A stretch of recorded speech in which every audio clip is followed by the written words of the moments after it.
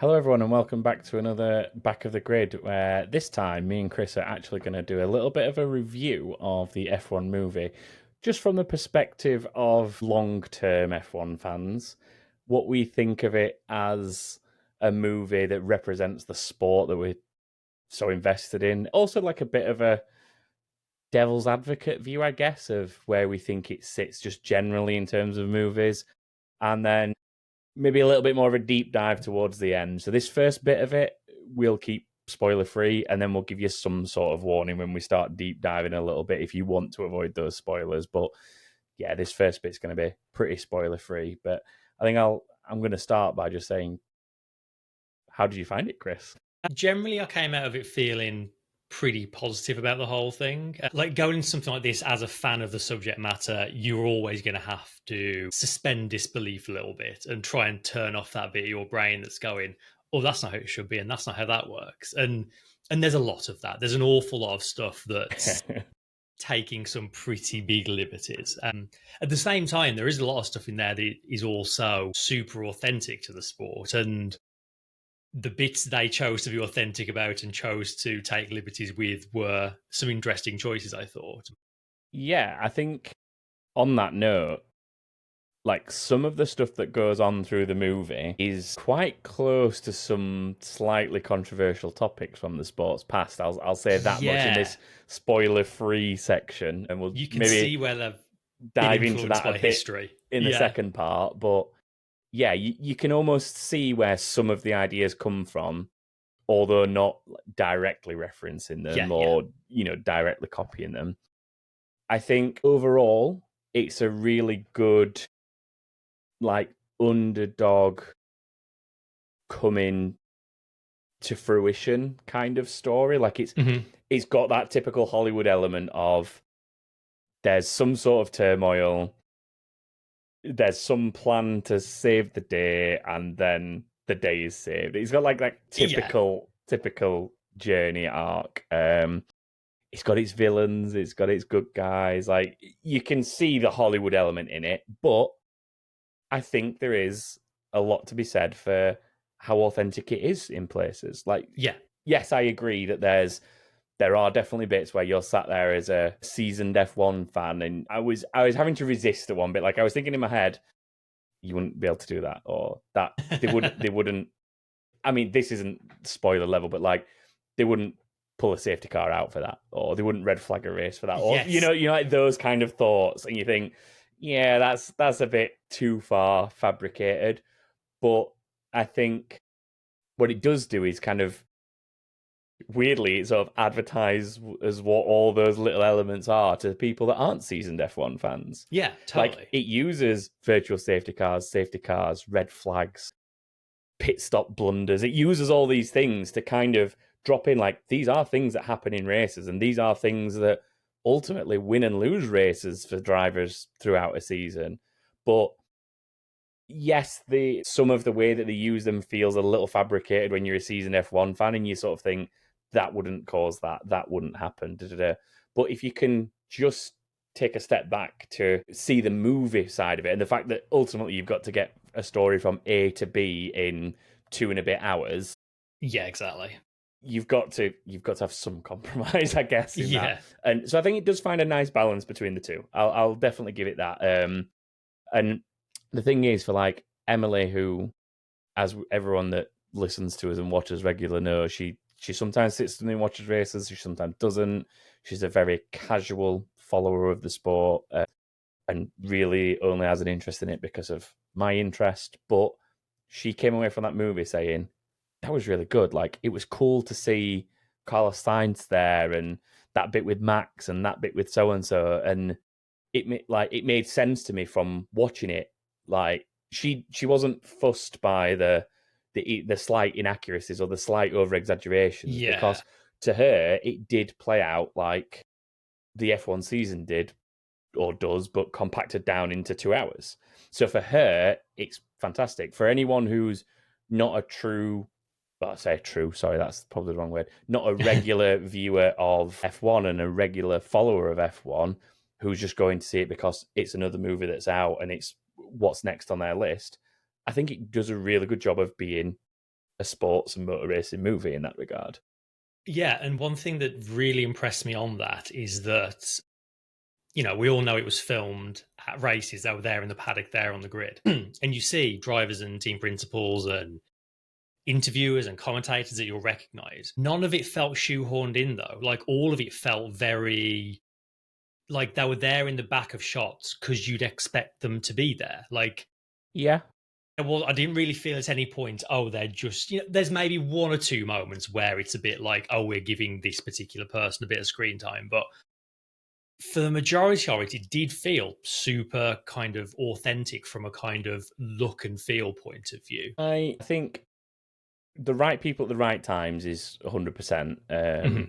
Like, I don't know, different team principals, different members of the F1 community in terms of the journalists and the people that are around the sport and things like that. Yeah, like all that sort of dropped in, right place, right time. None of that ever felt forced.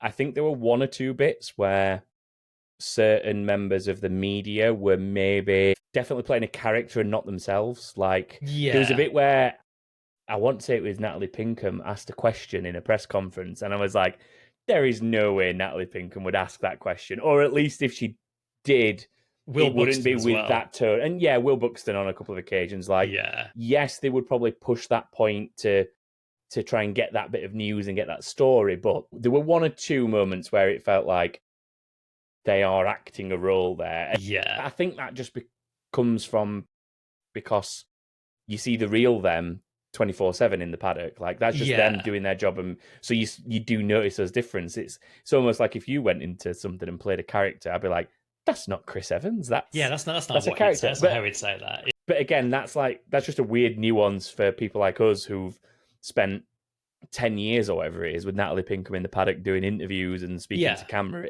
as herself, and then playing a little bit of a character that's there as an antagonistic journalist trying to get a rise out of a driver or a team principal. So it's, although it's not entirely accurate that it's her, it's other press people would do exactly that. So again, it's them trying to find that balance of, this is a face and a voice that people know, but this is like a slightly different take on what they're like to represent other people in that space that would be like that. And again, it's just, as an F1 fan that's a regular viewer, you've got to just take those little bits with a pinch of salt, I guess, and just put them to the back of your Yeah. mind and try and respect it for what it is. And I think to have the likes of Brad Pitt in a physical car doing the physical driving for all those shots, like, essentially, I mean, not 100%, but the vast majority of any shot that is like a, typical coverage style shot back from the nose towards the driver of them driving, that kind of shot, anything like that in the movie or those kind of angles is Brad Pitt in the car. Like, it is Yeah. literally him in the car, and he is, albeit not an F1 car, it's an F2 car, I think, that's been Yeah. just remodeled externally to look like an F1 car, but so much of that is actually them in the cars.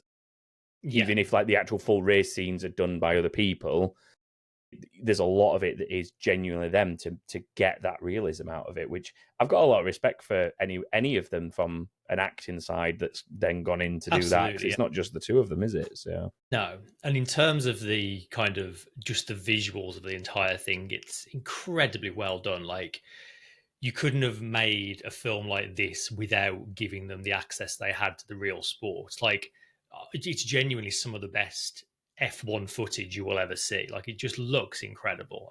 And it's a combination of, as you say, them running the F2 cars that have been kind of, I think it's Mercedes modified them to I look a believe bit so. more like F1 cars.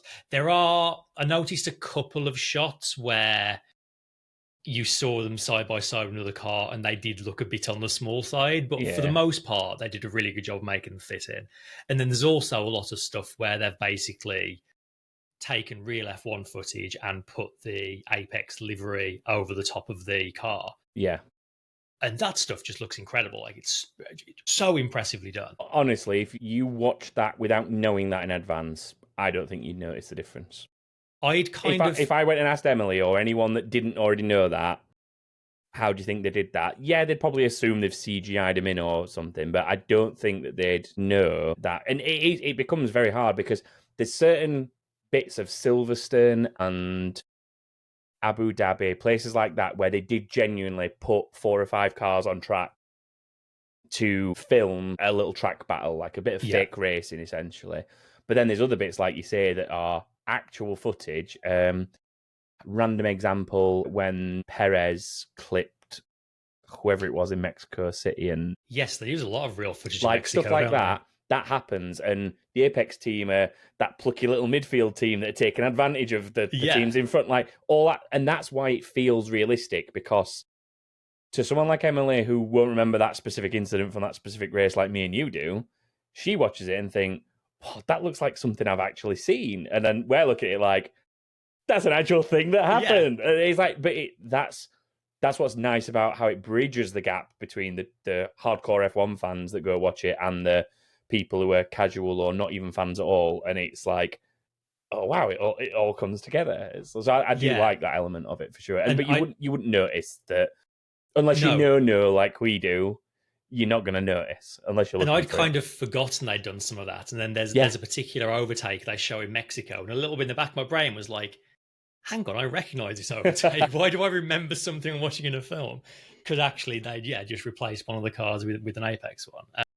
Great. Yeah, I will say, you see footage from a few different races. I think some of the stuff in the final race of the season, Abu Dhabi, looks incredible. I do think some of the best looking racing of the film is actually the sequence at the very start of the film, which isn't Formula One, which I don't think Formula One will be overly happy about, to have another series looking so good in a. I find it interesting in general that they have put that in there if they were that worried about that, though. No, I guess not. And the fact they have a completely different racing series not related to F1 at all as the opener of the movie is interesting. It's an interesting choice, and it's a good place to start it, though. It's really well done. Maybe it's like a nice touch of humility in a sport, in a movie that's very much, look at us, we're F1, and this is what it's like. It's all this drama and it's intense. Yeah, perhaps. It feels like at least a little touch of humility of, there are other good racing series out there, albeit that someone is approached in that racing series to say, why don't you come back to F1, guy? But still, I mean, that's that. I know we're getting close to spoiler territory there, but that's like the first 10 seconds of the movie. So yeah. A couple of other things I wanted to mention before we get spoilery. Mm-hmm. So yeah, it's not a particular spoiler to say they've got Crofty and Martin Brundle in doing kind of race commentary. Yeah.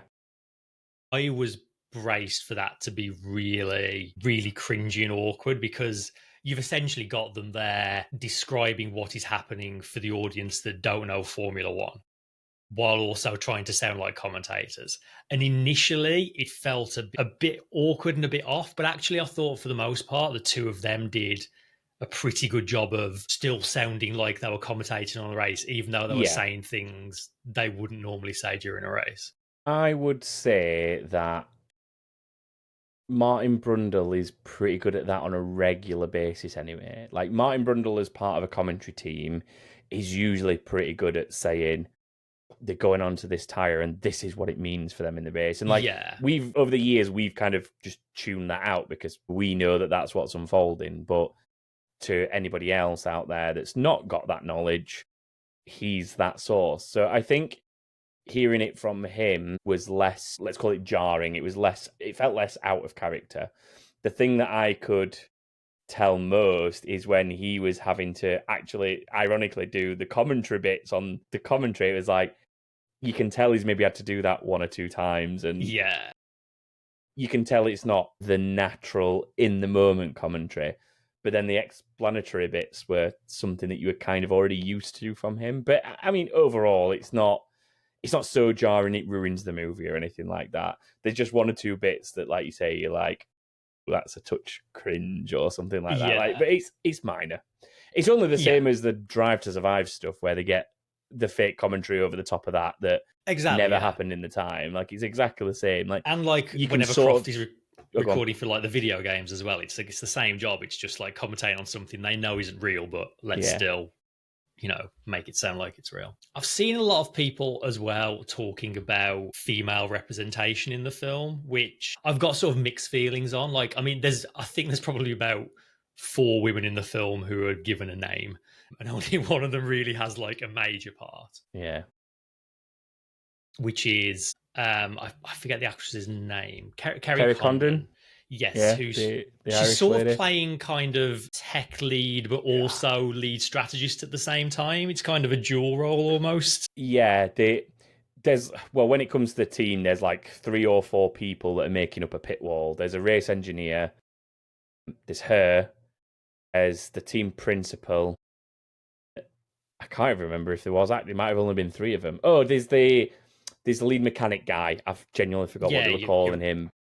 So, but there's like 4 key people who are like your faces that you know and see around an F1 team as somebody who knows how that's structured. And yeah, there's a little element of she's like technical director of the team or something to that capacity is the job title they give her. But it's like a combined like Adrian Newey aerodynamicist role and also lead strategist on the pit wall role. But I think that's just a bit of a too many faces to try and understand who's doing what.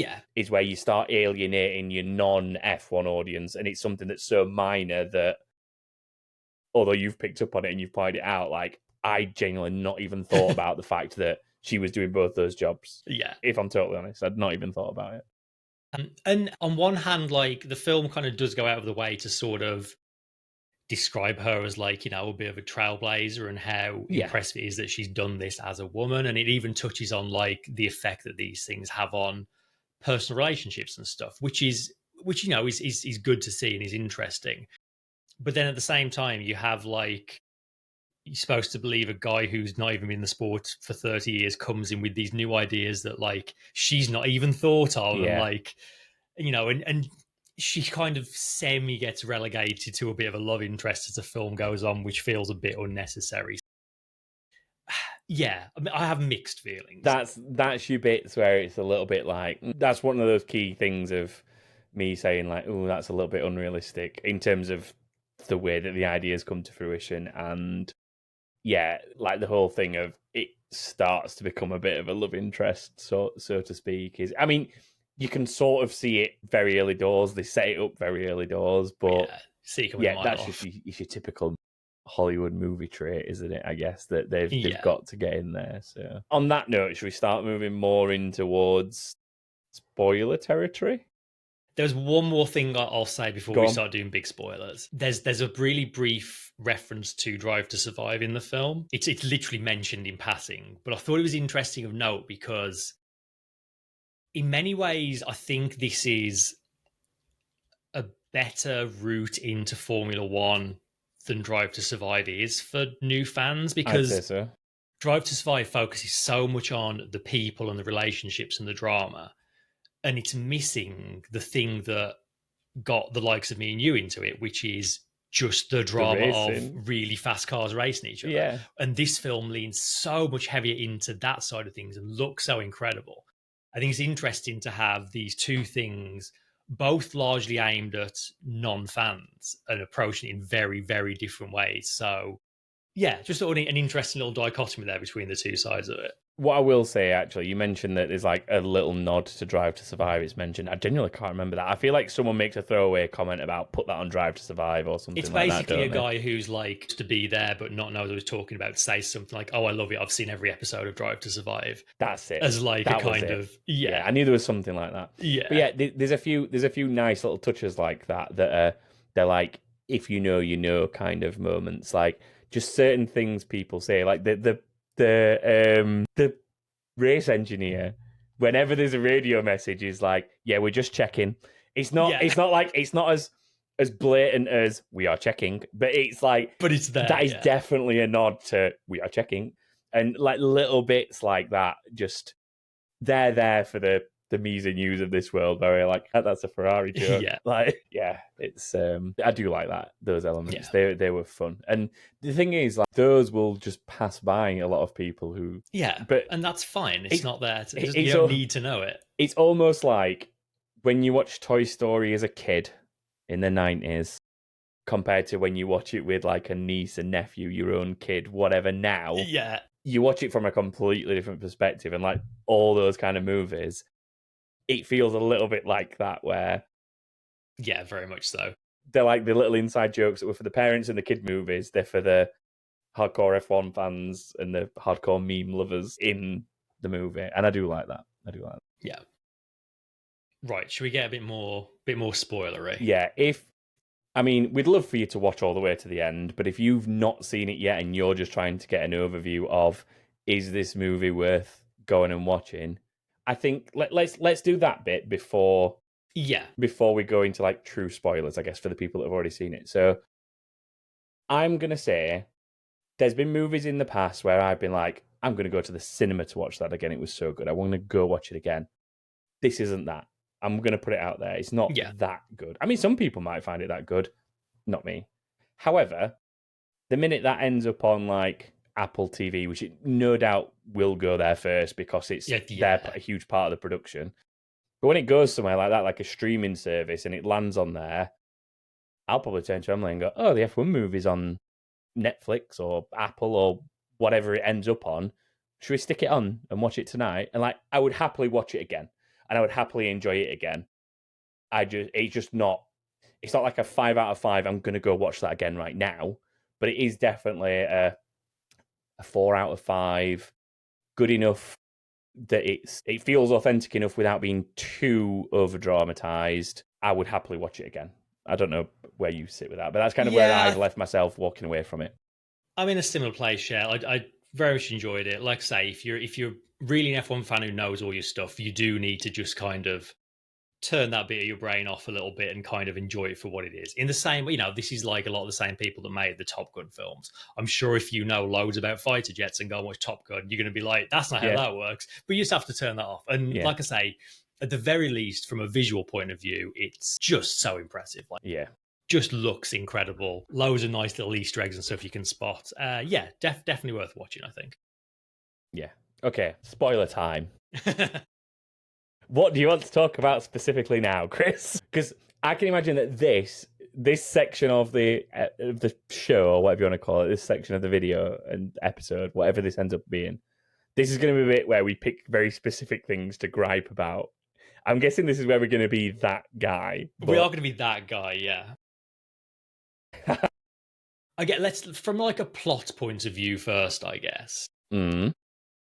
Obviously, the whole thing is around this team turning themselves into race winners in a very short space of time.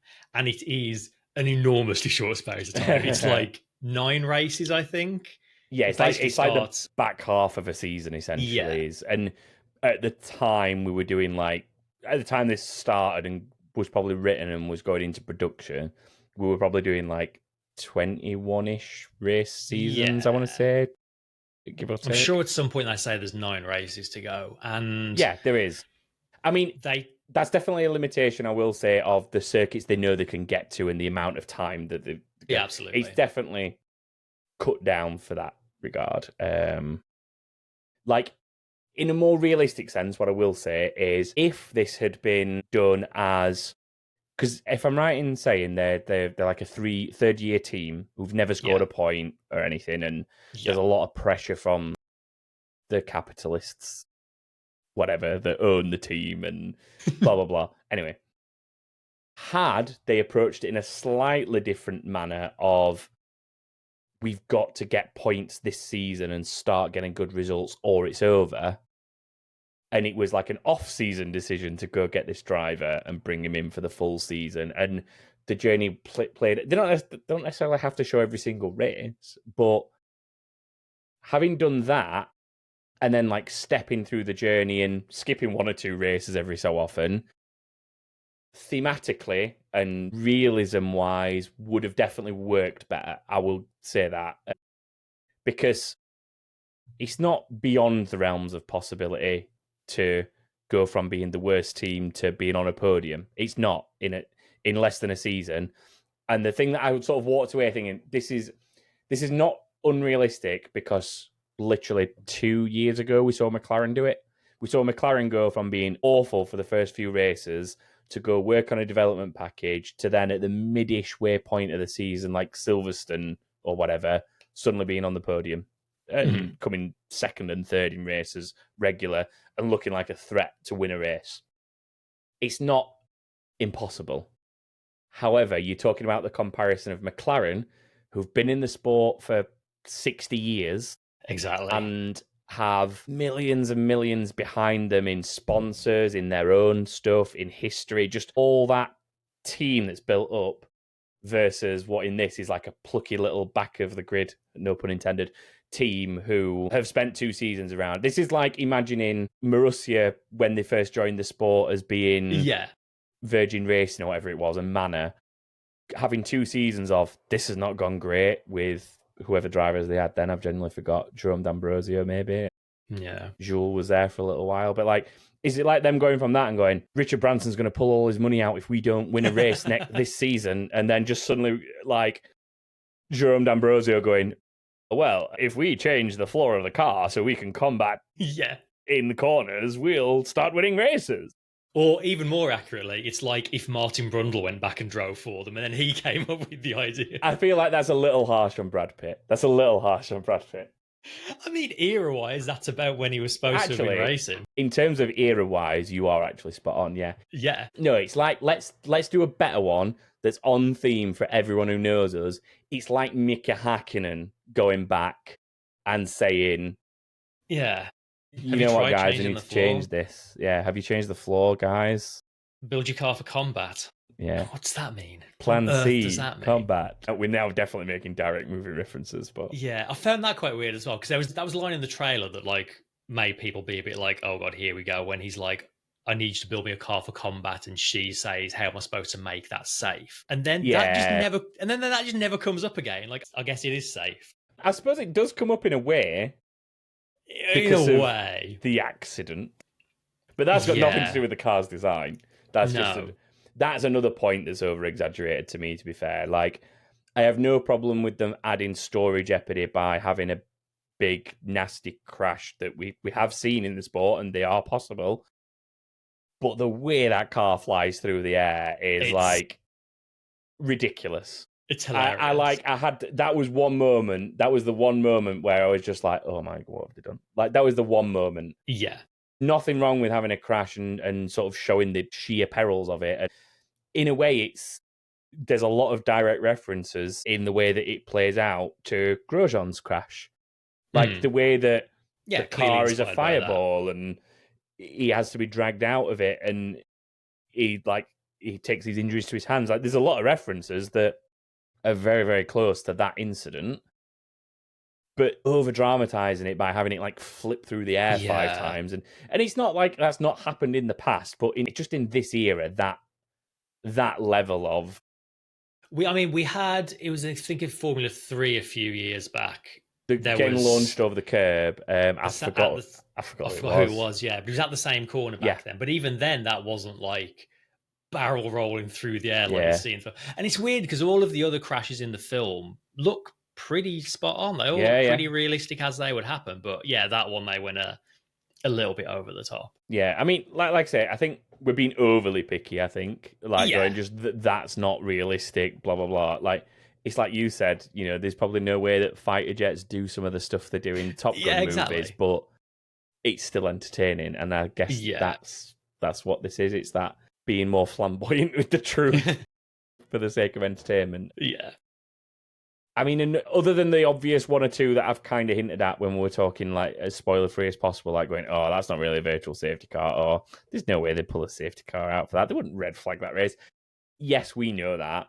But the one thing that I do, my biggest gripe in all that scenario is if a guy is at the back of the pack and he's constantly letting people come by him and then chopping them with his front wing to slow the pace down and whatever he was doing, he would have been like penalty pointed and banned. There's no way you would get away with that level of causing a menace on the circuit.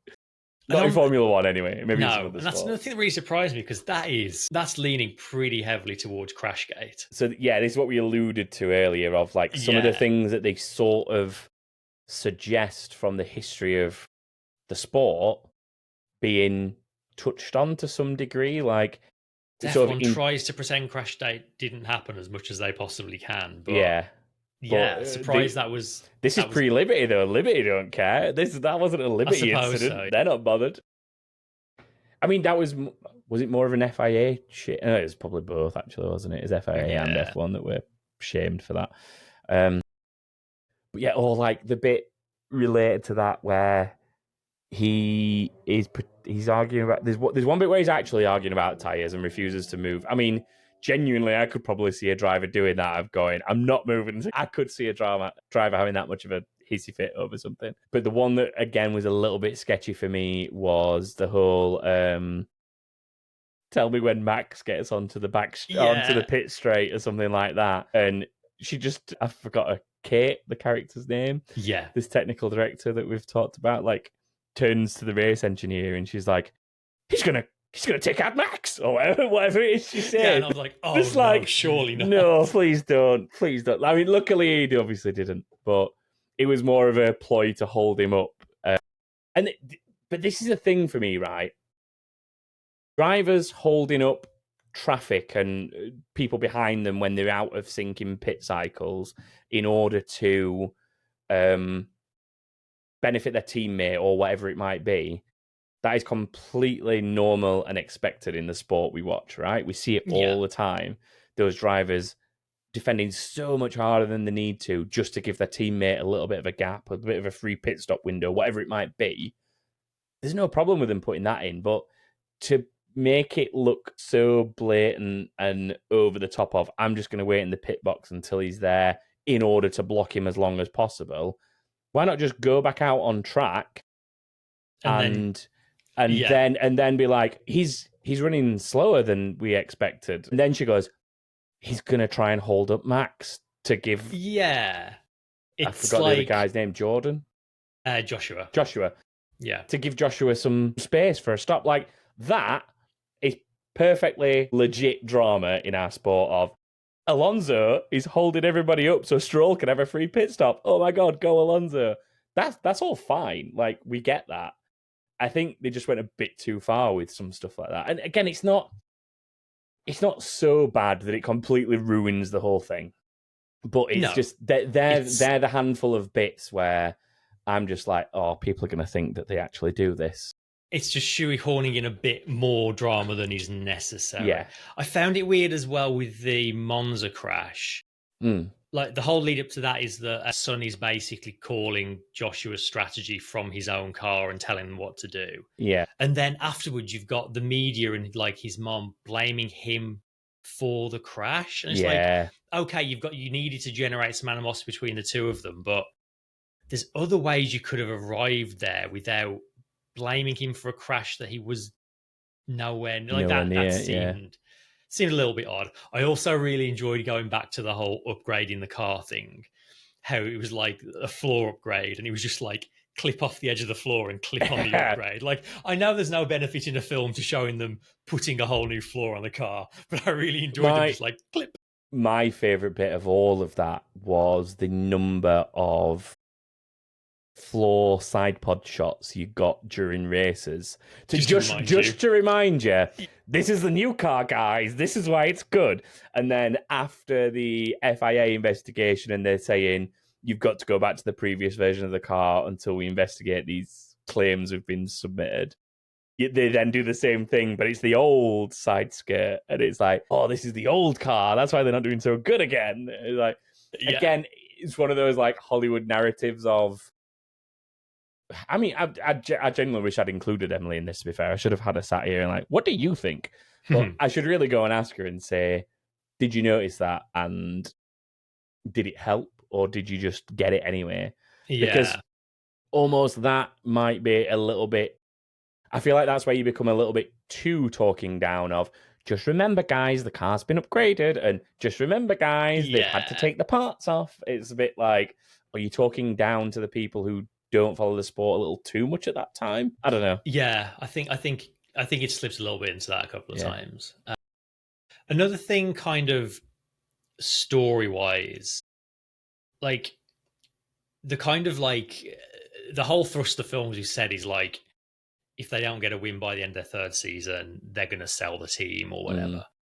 But there's not really a face to that for like the first half of the film. It's just like this, like, oh, the board, who is this like shadowy organization in the background. And there's not really like a face for an antagonist for the first half of the film. Then there's a weird period during the Hungarian Grand Prix where Kevin Magnussen just turns into the bad guy for a bit. Like, they literally name check Kevin Magnussen on 2 or 3 occasions as like the hardest guy on the field to be fighting with, which I really enjoyed. That was funny. And then in the final race in Abu Dhabi, for the last section, Lewis Hamilton suddenly becomes the big bad. Like, there's that, because he never says a word. Yeah, there's that shot in the film of him like staring down Joshua, like that look of. Do you know? All I could think of in that moment, right, is this is the bit in Abu Dhabi where they've red flagged the race, and Lewis is very much feels like them referencing 2021. Yeah, Lewis is first at that point. I think it's Leclerc of the 2 Ferraris that's then behind him, and then you've got the 2 Apex guys. And Lewis is like out of his car during this red flag, helmet off, and he's like staring daggers down the grid at those 2, like, there's no way you should be. And I was just like thinking, I can't work out the angle they're going for, because Lewis isn't generally like that in those moments. No. He keeps himself to himself. It's weird because he's a co-producer of this, so he's probably helped rein some of these things in where they were going absolutely mental with what they were doing before. And I think Brad Pitt has been quoted somewhere in interviews as saying, like, you know, Lewis was there to rein in when things were getting a bit too silly. And he's like, there's no way that could happen. Like, which is why I think you've got that slight authentic nature of the vast majority of what you see could happen. It's just been timeline shortened and exaggerated for fitting it into a movie. But I think generally the story could work over like a season or 2, realistically. But yeah, that moment where he just like I was just thinking, is he having some sort of flashbacks whilst he's filming the movie? Is it that like he's like, if only they'd red flag 20? And then he ends up causing the crash as well in the final race, as I remember it. I think that's. I would be interested to know how much of the writing of that, because producing's one thing, but like you don't necessarily get to influence and change a script too much as a producer. So, but it's all the little touches with the drivers, and it makes it feel. That's what helps make it feel authentic, I think. Yeah. When you've got them battling Sergio Perez and like Kevin Magnussen and Leclerc, Sainz, like all these names that obviously some aren't in the sport anymore, but they're good enough names that everyone who wants a little reference is going to get the reference. Like, because the references that they do make to K-Mag of like, he's one person that you don't want to like be battling on track with. Like, he will not give you room. But they are like authentic references to how K-Mag used to drive in the sport. So it does. That's what makes it feel like it fits, I think. Because I don't want to spend this entire time just essentially taking a big dump on all the things that were like, oh, we didn't like that as F1 fans. Like, I want to at least try and mention some of these specifics that I think were good things as well. I really like. In fact, I'd love to know. There's one bit where you see Sonny Hayes being interviewed, and Alonso comes over and like pats him on the back and says like, "Oh, nice job, good job, guy." Yeah, and that felt so natural. I genuinely wonder if that wasn't scripted. Alonso was just like, "Oh, I'll just go and do it," because they were. I know they were literally filming those while the driver interviews were going on in the interview pen, like for authenticity. Yeah. So I genuinely wonder if Alonso just decided to do that off his own back. I want a cameo. Yeah, totally. I really liked as well that when you see the flashbacks to Sonny Hayes and Javier Bardem's character, Ruben. I can't remember the surname, but Ruben. Yes, Ruben. When you for those who have randomly stayed with us, even though you've not watched the movie yet, Ruben owns Apex Race, or is one of the owners of Apex Racing, being controlled by this board. And Sonny, Brad Pitt's character, and Javier Bardem's character were teammates in the early 90s. Yes. And that's the reference back. Anyway. But racing for Lotus, which actually is really cool because it's like it's not a team that exists anymore, but Yeah, you know, get an the excuse to camel get the yellow camel Lotus on Lotuses. there, and the race they show you is at Jerez, which is not a track we use anymore. Like having a bit of history that was separated in a couple of different ways from the modern F1, I thought was a nice touch. I'm going to ask you a question on how you feel because for some reason, I didn't know about this before. I don't know if this is because it wasn't out there or if I just completely missed it. But how did you feel about them using Martin Donnelly's actual crash and footage from that crash to tell Sonny Hayes' I backstory? didn't actually know that was the case. I So knew there was like some inspiration there, but I'm fairly confident it's the actual footage. Fairly confident. right because So he there's all these onboard bits that are just, I'm pretty sure CGI'd. I they don't must think be they're because they're legit. pretty like filtered, Yeah, so yeah. you're about to hide the CG a bit. And going into the crash, but there's then a bit which is a wide shot of, and I could be wrong. It could be replicated, but I'm almost certain it's the original footage of Donnelly after, because obviously the car separated. Like that accident, again, Yeah. for those who maybe weren't following the sport at that time or have just stayed for the banter of us discussing the movie in a bit more detail and haven't seen it, that shot essentially is something that genuinely happened to Martin Donnelly. He crashed into the barrier. The survival cell section of the car, essentially the tub where the drivers sit, split, and he was essentially ejected from the car in his seat and was left like with sort of broken legs and punctured lungs and stuff in the middle of the track. And there is a couple of shots that are like wide angle shots that I know I've seen from the 90s of that incident. I know I've seen them. It's just I can't quite place, is it the actual shot or is Yeah, or it just recreated. or some sort of CGI / refilmed replication of it. But I just wondered if you immediately even thought about it in the moment, and because I sort of, all I did in the moment is I recognized it and I was like, that's like, that sort of hit me a little bit of, Yeah. that's real. Like, I get that they're using it in the way they are, but like that's a real thing that happened to a real person. And Yeah, I I made just this. leaned into Emily. I just went, I'm just going to say that was an actual crash. Like that actually happened to a guy. And I just wanted to just not let it go unnoticed that that was an actual person's experience. That, Yeah, and it ended his career as well. yeah, like I mean, he did a bit of, he's done a bit of sports car racing and stuff over the years since, but yeah, essentially completely ended his motorsport career Yeah. for that foreseeable future. Yeah. And he is thanked in the credits, so I can only assume they Yeah. got his permission to, you know, use him as an inspiration for They this. must have at least spoken to him about, we want to use your incident as a bit of a backstory for Yeah. this character. I can't think even Hollywood and F1 are greedy enough to do that without going and speaking to him. Absolutely.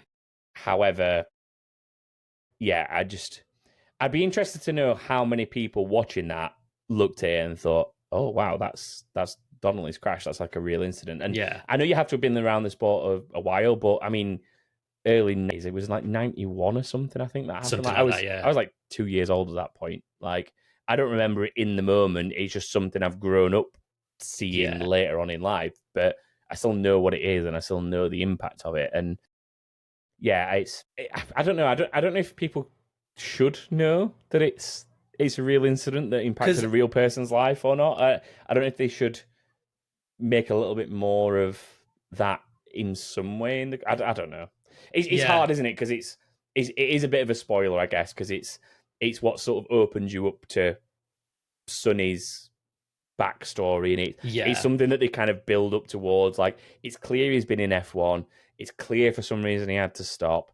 You keep seeing like glimpses of the scar on his back from the operations, from the damage to his back from the accident, and so on and so forth. So you can see where it's going, but to then be like, that's what happened, and then show it, I was like, wow, like that hit a little bit actually. But in a way, maybe that's why they've chosen to do that, because for those that remember those kind of incidents, it does hit home a little bit, and it adds a bit of drama. Well, not drama, but like a bit of to someone like me who watches that back and say like, oh wow, that's, yeah, I sort of remember seeing that. Because I equally wonder how many people will have seen that and come away thinking, oh, that's a bit far fetched. That would never really happen, because it was such a.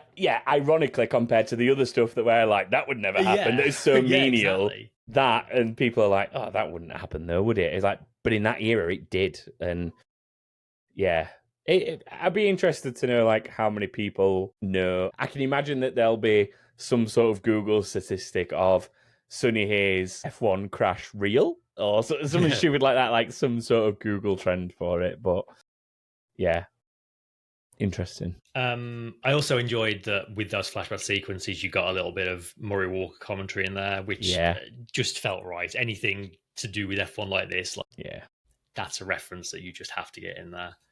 But yeah, lots of things you can pick at, and I'm sure that if we sat here long enough, we could think of many, many more of them. But on the whole, I think, as I said before, just like the look and feel of it was so authentic and seemed so much like it was existing in that world of F1. I will say the Apex GP like garage and mechanics always looked a little bit too clean and pristine. Like Yeah. it definitely needed a bit of dirt and a bit of tire marks and stuff going on in there. But yeah, for the most part, yeah, just the the lengths they went to make it authentic are clear to see. Like it really has made a huge difference to what you're watching.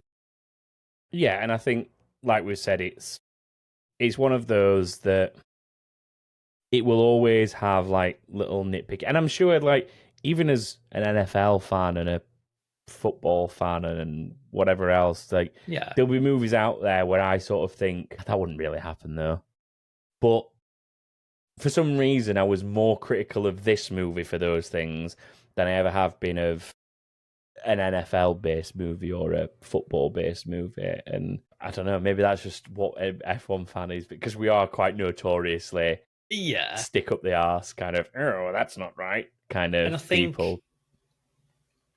I think the obvious comparisons to something like Rush or Ford versus Ferrari, and they're both telling a real story and for the most part stick pretty faithfully to it, Yeah. whereas this is a fictional thing that exists within the world. So there's always going to be sort of deviations there. I think honestly, one of my only real sort of downers on this film, like aside from just being nitpicky and being a bit like, that's not realistic. Like I said earlier, I could happily watch that film again and enjoy it again. It's more than good enough for that. Mhm. Especially if I just now I've got no expectations and I know what I'm going to get.